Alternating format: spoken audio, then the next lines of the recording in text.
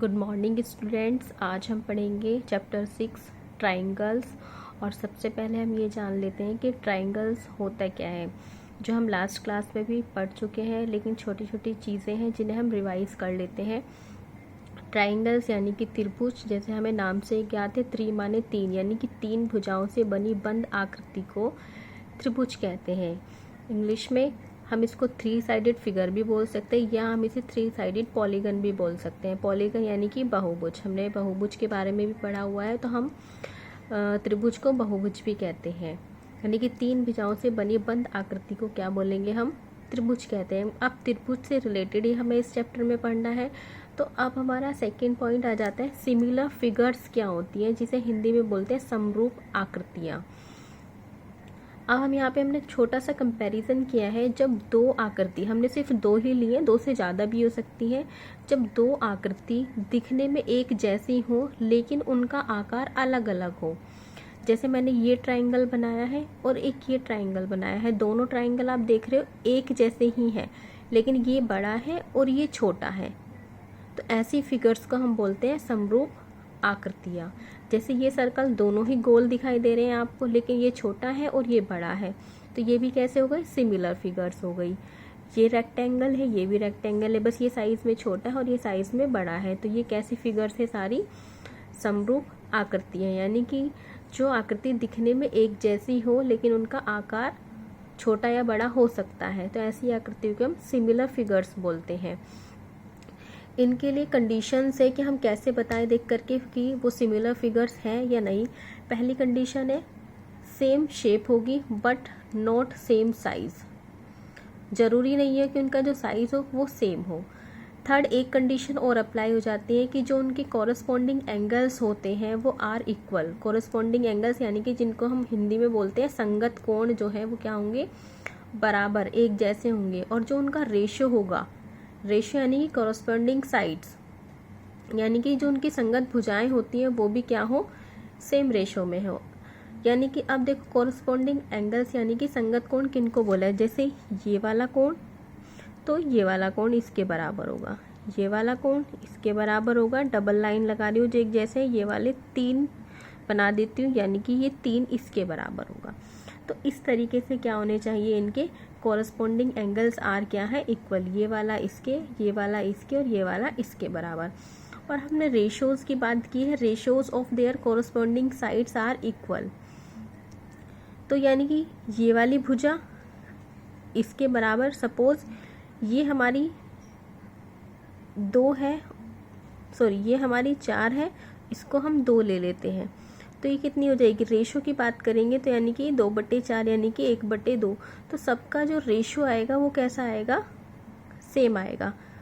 अब जो हमने ट्राइंगल लिया है उसमें क्या है, तीनों भुजा बराबर दिख रही है, ये 4 तो ये 4, ये भी 2 और ये भी 2। अब इस वाली भुजा का रेशो, अब देखो सिंगल यहाँ पर है, ये डबल वाला ये है, यानी कि 2/4। ये वाला बेस है, ये वाला भी बेस है, तो 2/4। फिर ये वाला बचा आपका, बेस ले लिया आपने, ये वाला 4 और ये वाला भी 2, यानी कि 2/4। जब सबको आप सॉल्व करोगे तो 1/2, 1/2, 1/2, यानी कि सबका रेशो आप क्या देख रहे हो, सेम आ रहा है। तो उनका रेशो भी क्या होना चाहिए, बराबर होना चाहिए। तो आपको सिमिलर फिगर्स के लिए 3 कंडीशन जरूर देखनी है। पहली, सेम शेप हो बट सेम साइज हो भी सकता है और नहीं भी हो सकता। उनके जो कॉरस्पॉन्डिंग एंगल्स हैं यानी कि संगत कोण जो है बराबर होंगे, और जो उनका संगत रेशियो है भुजाओं का वो भी क्या होगा, बराबर होगा।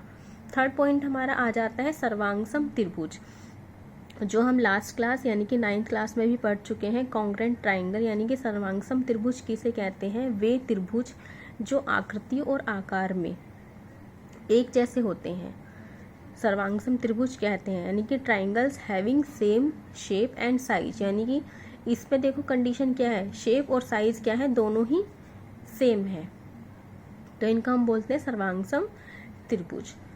उसके बाद है सिमिलर ट्राइंगल्स क्या होते हैं। यहाँ पे देखो हमने सिमिलर फिगर्स पढ़ा था, अब हमारा आ जाता है सिमिलर ट्राइंगल्स यानी कि triangles having same shape but not having same size.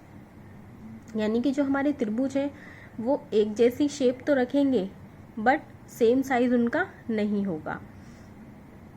अब ये नोट कर लेना एक छोटा सा पॉइंट है, 2 polygon of same number of sides. अब हम पॉलीगन की बात कर रहे हैं जिसमें हमें सेम नंबर ऑफ साइड्स दे रखी है, यानी कि समान भुजा के 2 बहुभुज समरूप हैं यदि।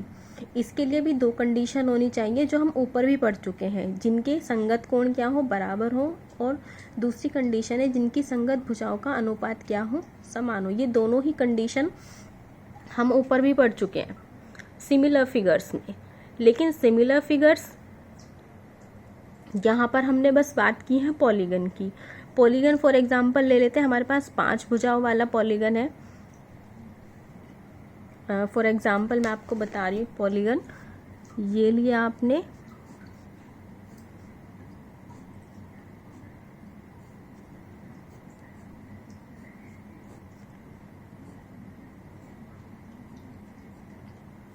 ये थोड़ा सा डिफरेंट हो गया है। तो ये दोनों में देखो 5 भुजाएं हैं।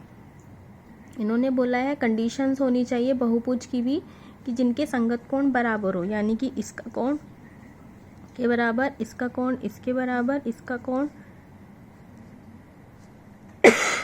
इसके बराबर, इसका इसके बराबर, इसका इसके बराबर।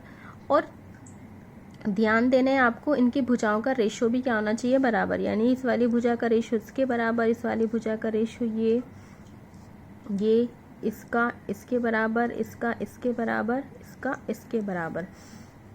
इसका हमारे पास 6.1 में एक क्वेश्चन भी है जिसे हम करेंगे तो वहाँ से आपको ज़्यादा क्लियर हो पाएगा।